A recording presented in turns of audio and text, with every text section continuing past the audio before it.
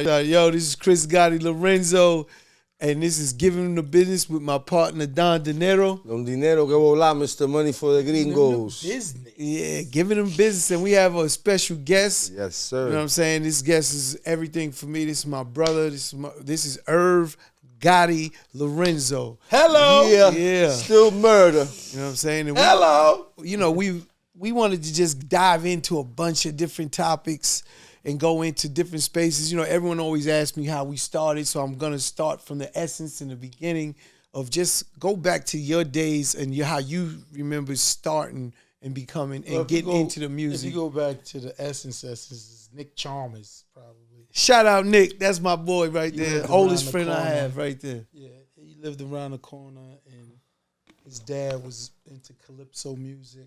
Yeah, he's Trinity, so he had 2 turntables and a mixer. And he used to work all day. So I go around the corner, be tearing up them. That's how I learned how to DJ. And again, it had this record, Shangri-La. Oh, man. Calypso record. And it had a breakdown. It'd be like, Paradise is very nice. Paradise is very nice. Then it go,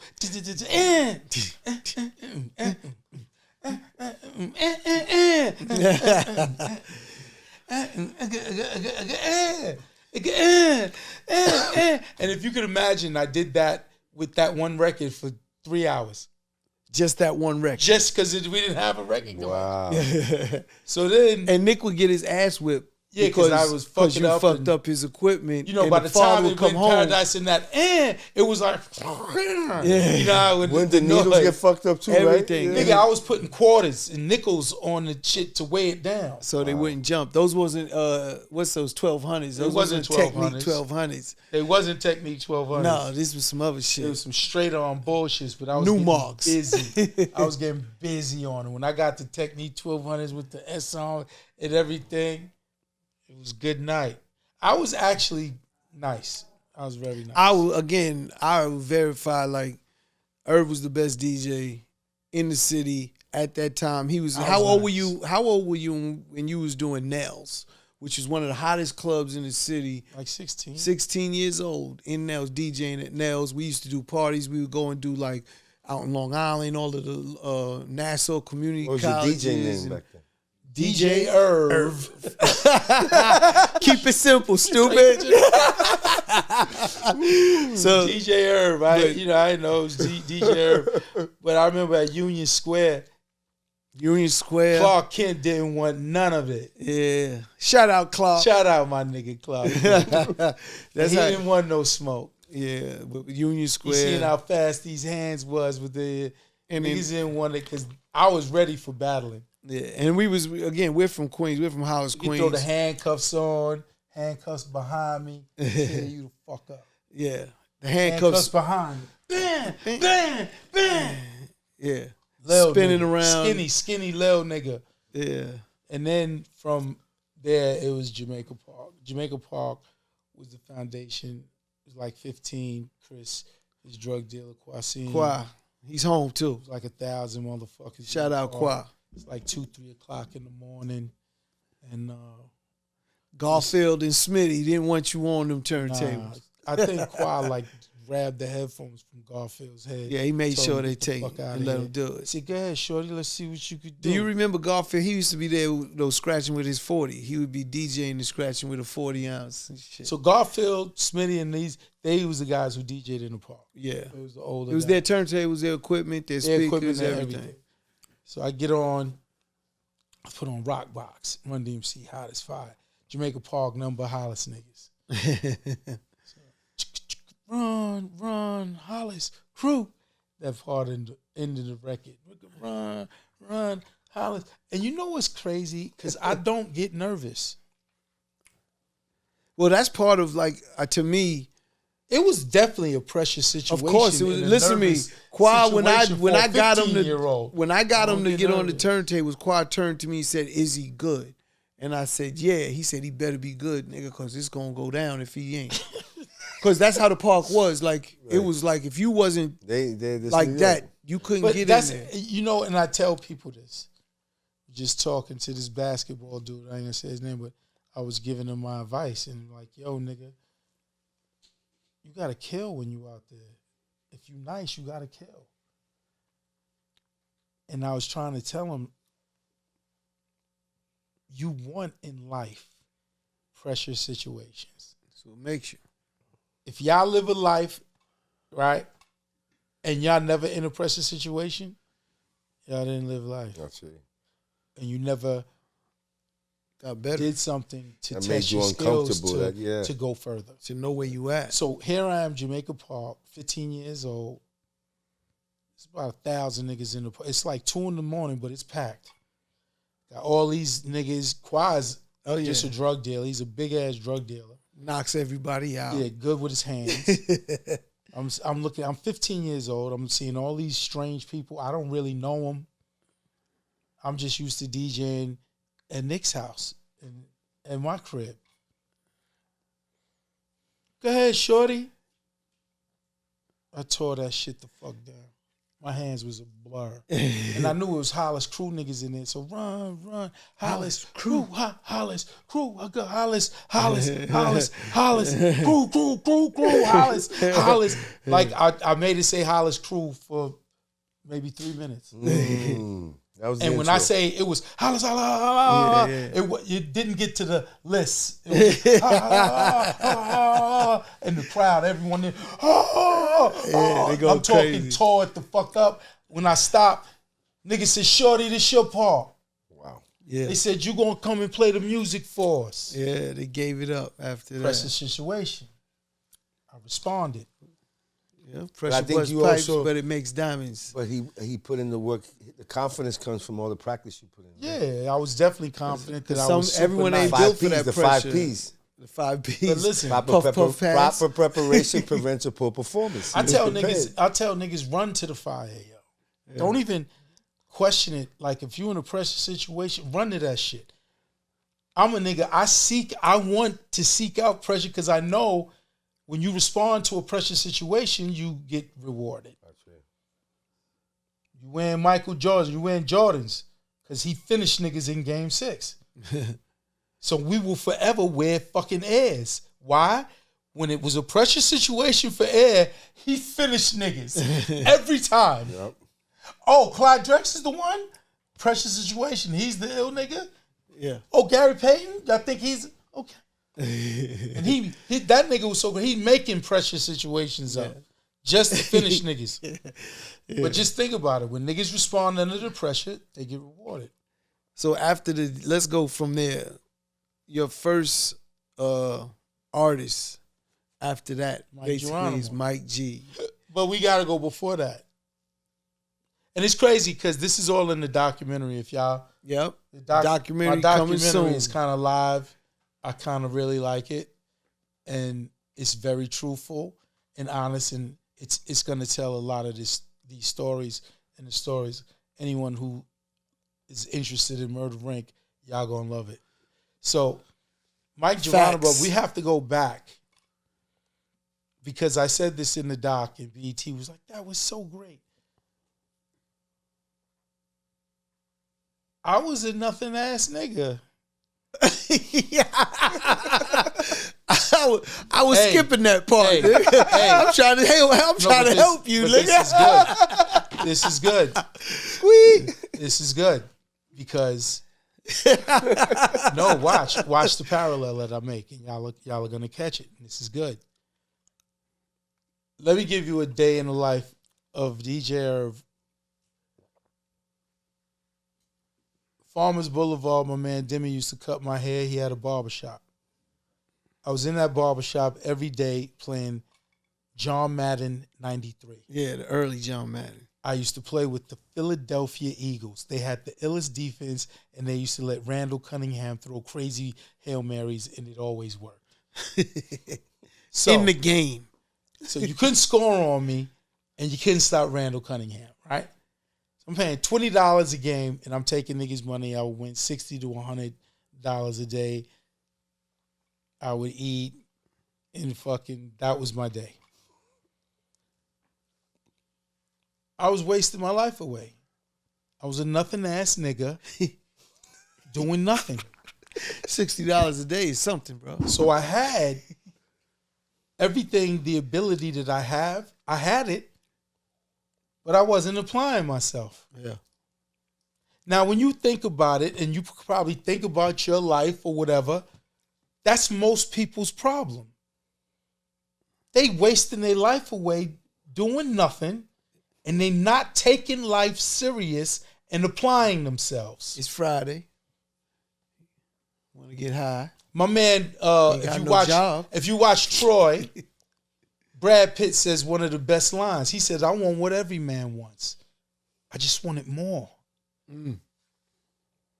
Nothing ass nigga. Who got next? Here I am. I'm supposed to be the great Irv Gotti, the legendary Irv Gotti. I ain't doing nothing. You was good at This is why BET, the woman started crying. She said, "That's my son. That's my son. He's not applying himself." I said, "That's probably the majority of the world." The difference is they're not making $20 a game. They're just sitting there They playing all wasn't day. getting that. They're just sitting there playing all day. All right, but here, see, Buying this, They wasn't even good at fucking John Madden. That's the difference. This is where this is why I love Papi so much, and I love my dad so much, because my dad gets fired. They laid him off because he was a year away from making his pension. Sunshine Cab Company.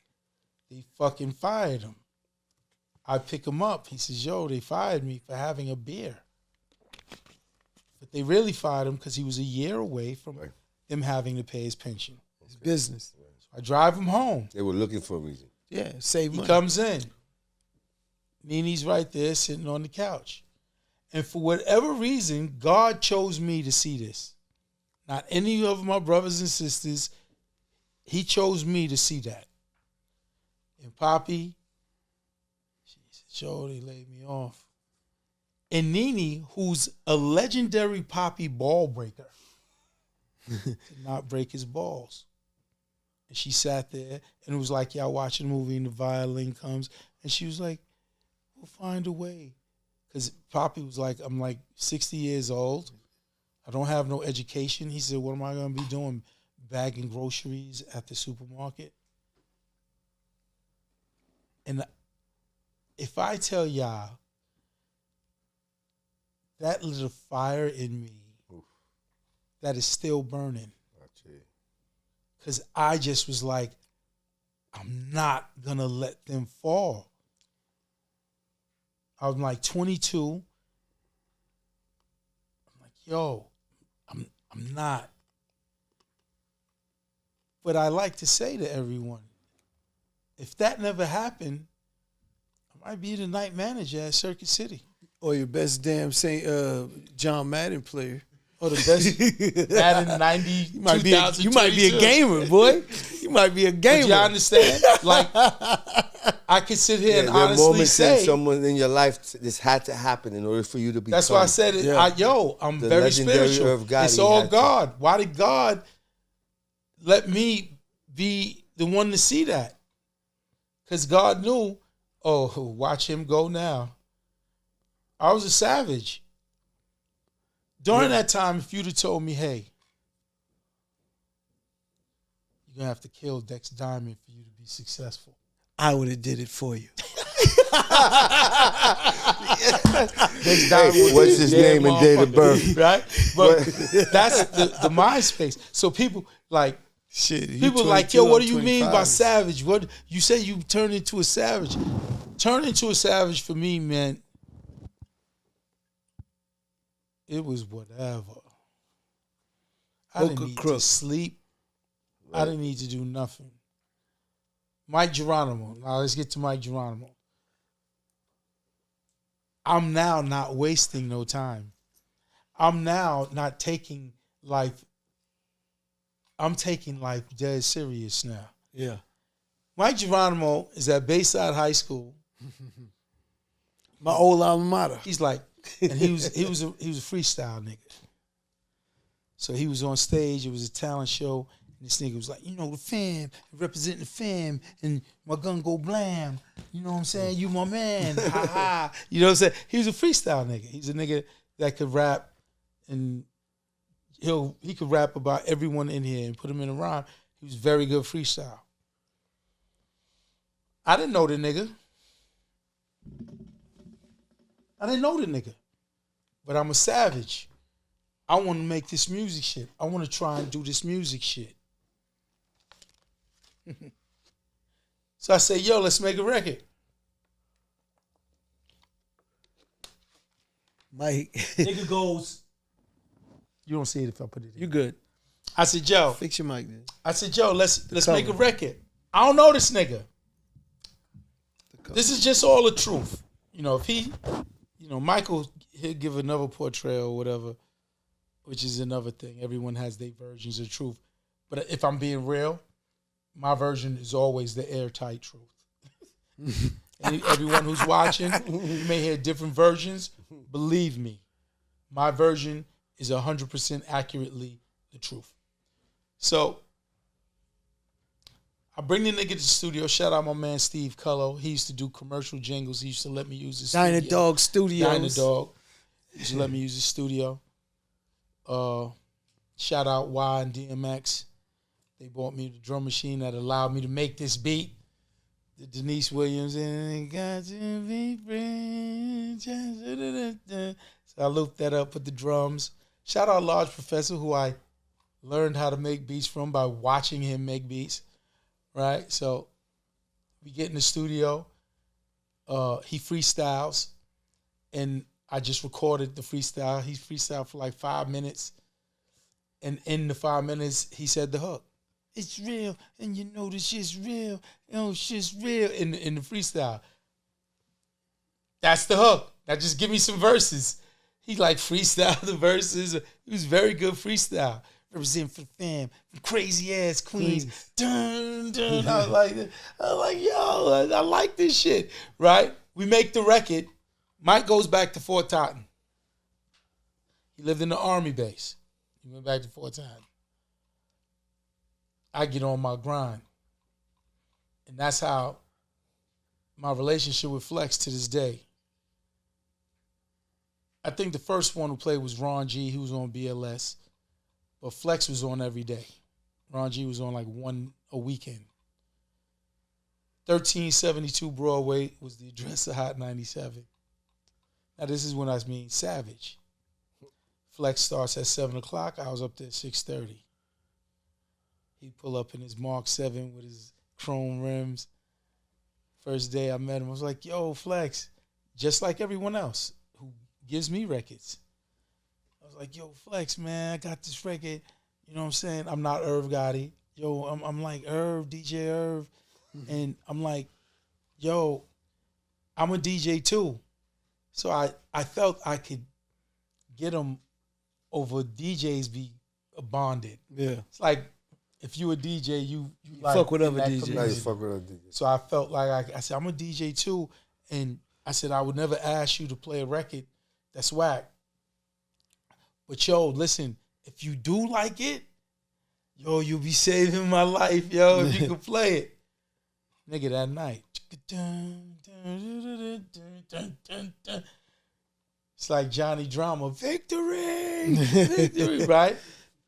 But nigga, for the next 2 weeks, I was up at, yo, you saving my life, yo. Yo, I bought 2 more copies in case you didn't bring it so you could play it. Nigga, by the 4th day, he's like, yo, Irv, I love the record. Stop it. Yo, I got 2 more pieces. Wow. Every day, giving me. Every day. About it, so when we went into the second week, he was just looking at me laughing. But I think that established my bond with that nigga that's to this day. Yeah, for sure. Because he was like, this nigga came for 2 weeks with 2 of y'all, you saving my life. Every day. Right? So boom. Let me tell you about a Savage. So I used to go over like niggas' cribs. So say if we was all here and we was playing a game or whatever, I'd be on the phone while niggas is playing the game and smoking. 1-800-223-9797. Because once the nigga Flex is playing it, I'm like, I could request it. Say, yo, I heard it on Flex last night. So I literally all day while niggas is playing games, as soon as when they answered, I go like this because I wanted them to hear a different voice. Y'all want to hear Mike Geronimo? It's real. And they would usually give their age. Yeah, I'm 17. Boom. Female voice. I want to hear Mike Geronimo. That's all I did. I would call my mother. I would call Nene because Nene was up early. So I was like, yo, I'll be up early. Yo, how many times you get through? She said, I got through 3 times. I said, what the fuck, nigga? Like, real talk. I said, I need 10 times. They answer when they think, what the fuck are you doing? Screaming on Nene. And she was like, all right, I'll call more. But He's not lying. Hold on. But then from doing that, yeah. Angie Martinez, coming in a new entry, Hot 4 today. The top 4 most requested records. Mike Geronimo, it's real. Victory! Yeah. After that, come home. After like being on the Hot 4, we went number 1 like a week and a half. I come home. Irv, you had a lot of calls today, Nene. Yeah, who called? I wrote it down. EMI Records, Loud Records. This guy Steve. Every label. I had like 10 labels, which is also a jewel to anyone watching. And you want to know how to get on in the music business? Make a hot record. I didn't put my mom's number on any. I'm like, how the fuck they get my home crib? The white label had this Top Dog Productions. Said it had no fucking no numbers, number. nothing. And Mike Geronimo, Top Dog Productions. What the fuck is this? How did they get my number? Which they will find you if you drop a hot record. Yeah. They're gonna find you. How you want to get on? Nigga, make it hot. Nigga, make it hot. Oh, you ain't made it hot? You ain't getting on. Yeah, blackball. They don't want to fuck with me. Nigga, look in the mirror and say, nigga, it's on me. I gotta make a hotter record. Look in the mirror. Niggas don't want to look in the mirror. No one looks in the mirror. No artist wants to look in the mirror. I mean, people in general, you don't have to be an artist. It could be anything you want in your life is what he's trying to say is it's on you. This game in life, on your mark, get set, go. It's on you. I said this at the GCI, which is the big station in Chicago. They had like a seminar and they invited me, JD, like everybody. So he's on this panel. This was like 20 years ago. So we on this panel and we're all talking. And while they're on the panel, I'm like this. All these niggas is talking and I'm up there on stage. I was tired, like sleeping. So a nigga jumps up. I want to hear what Irv Gotti got to say. I want to hear what Irv Gotti. I was like this over my straightened up. I get on the mic. They said, what do you guys say? They talk about how you get on in the game. I was like, is this on? And I said, all of y'all are fucking idiots. What? I said, for listening to us, idiots, like we're going to tell you you're fucking idiots. I said, y'all want to get on? Make a hot fucking record. You ain't got to talk to nobody. Go in your basement and make a hot fucking record. And I said, you know what? All of us fucking idiots will find you and want to give you a deal. That's a fact. Well, they gave me a standing ovation. I said, I just called these guys fucking idiots. Yo, they gave word to mother. God, they gave me a standing O. JD was just looking at Jermaine. He was looking at me, laughing, shaking his head like this nigga's crazy. He was sleeping, woke up. First thing he says is, all the hell fucking idiots. And then tell, the fuck you listen to us idiots for? Just it's the music business. Make a fucking hot record.